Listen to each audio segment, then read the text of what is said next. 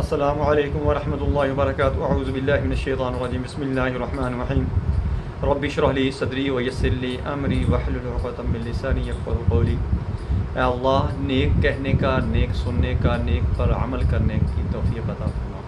اچھی بات کرنی، اچھی سننی، اچھی سنانی اور اس پر عمل کرنے کی توفیق عطا فرما۔ آج میں بات کروں گا کہ اکثر لوگ یہ کہتے ہیں کہ فوتگی والے گھر جادو والا مریض نہ جائے، مرگ والے گھر، سوتک والے گھر یا بڑا گوشت نہ کھائے۔ اس پر آج میں روشنی ڈالوں گا۔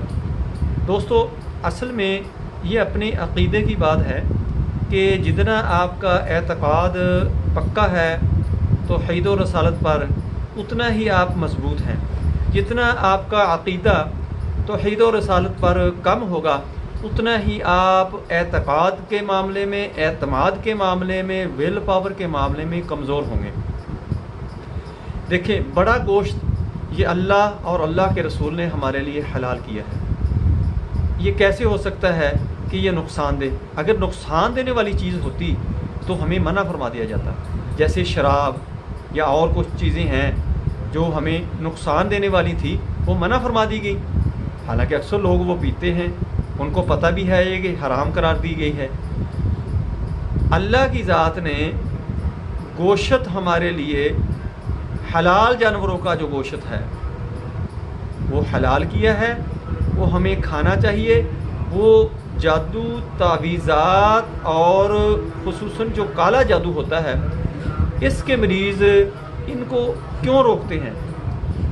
ان کے اندر اگر ہندو یا غیر مسلم جنات جب مسلط ہوتے ہیں، کیونکہ ہندو تو گوشت کھاتے نہیں ہیں، اس لیے وہ اس وقت تکلیف دینا شروع کر دیتے ہیں مریض کو۔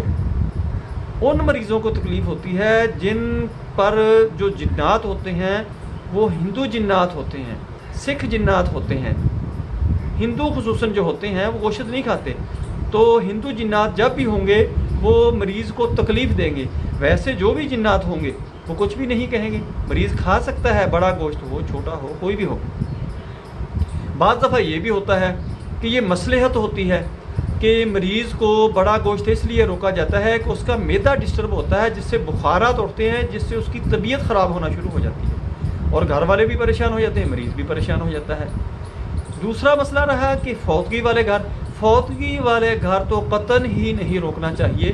اس کے ساتھ کوئی تعلق نہیں ہے کہ جو جادو والا، تعویذات والا مریض ہے وہ فوتگی والے گھر نہ جائے، فوتگی والے گھر جائے، چونکہ یہ موت جو ہوتی ہے یہ ہمیں اپنی آخرت کی یاد دلاتی ہے۔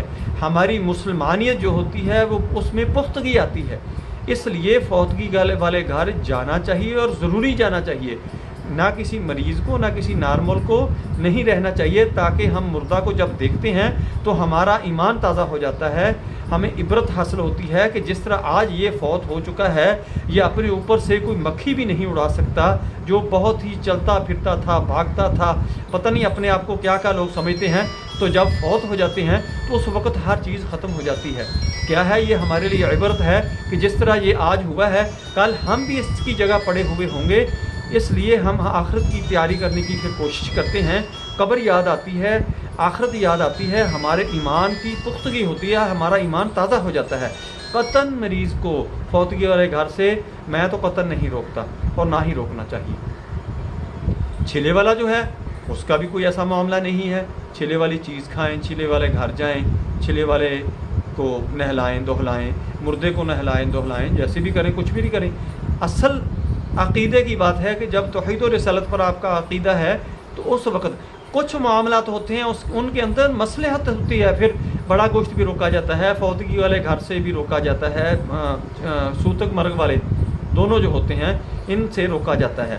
دوستو، آپ کے لیے یہ بہت ہی نالجبل باتیں ہوں گی، ان کو اچھی طرح سنیں، ان پر عمل کریں اور دوستوں کو بھی اس ویڈیو کو شیئر کریں تاکہ تمام لوگوں کو یہ جو خرافات ہیں ان سے اللہ کی ذات ہمیں نیک باتوں پر، اچھی باتوں پر اور توحید و رسالت پر ایمان رکھنے کی توفیق عطا فرمائے۔ وآخر دعوانا ان الحمد للہ رب العالمین۔ السلام علیکم۔